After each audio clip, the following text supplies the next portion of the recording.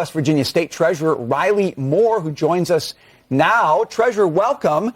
You determined these banks are actively engaged in boycotting the fossil fuel industry, so you're boycotting the banks. Do you think other states are going to follow you? Yes, well, and thank you so much for having me on. This is the second round of this that we have done. When we first established what's called the restricted financial institution list, we actually listed BlackRock, JP Morgan Chase, Morgan Stanley, Wells Fargo, and Goldman Sachs. This is our second round of this, and where we found these banks to be boycotting the fossil fuel industry. And really what this is a conflict of interest. Our state here in West Virginia, we love fossil fuels. That's what we do here. We generate nearly $1 billion in what's called severance taxes from those fossil fuels. And we got a $4.7 billion budget. That's a large chunk of that. So we're trying to alleviate ourselves of that conflict of interest where they're trying to diminish those funds through ESG, and we're trying to protect them.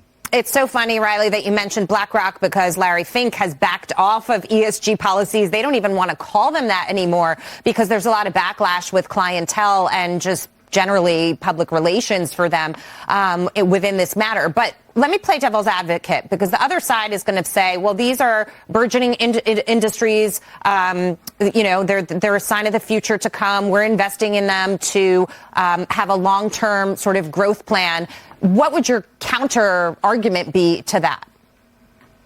My counter to that is they can invest in whatever they want, but to have prohibitive and discriminatory language in place as it relates to legal industries like coal, gas, and oil in this country does not make any sense, particularly when you look globally at the markets right now. China's building new coal-fired power plants. India's building new coal-fired power plants. Indonesia is building new coal-fired power plants.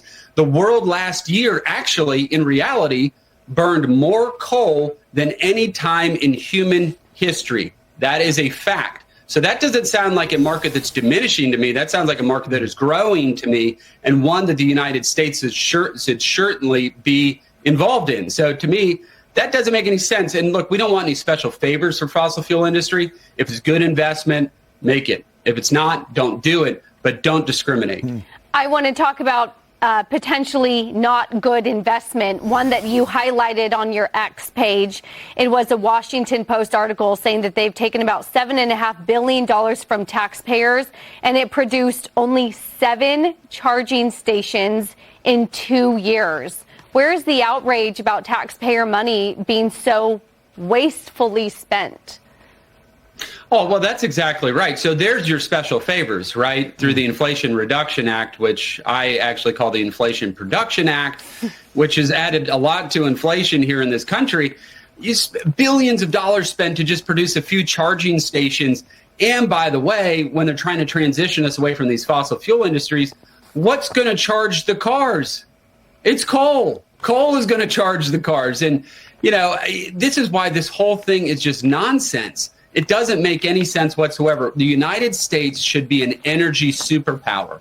We should be an energy superpower and a net exporter of our fossil fuels to be able to leverage our position here in the globe, instead of this self-inflicted wound that we're doing. I mean, their policy is literally to make China great again. What we're focused on is trying to make America great again here in West Virginia.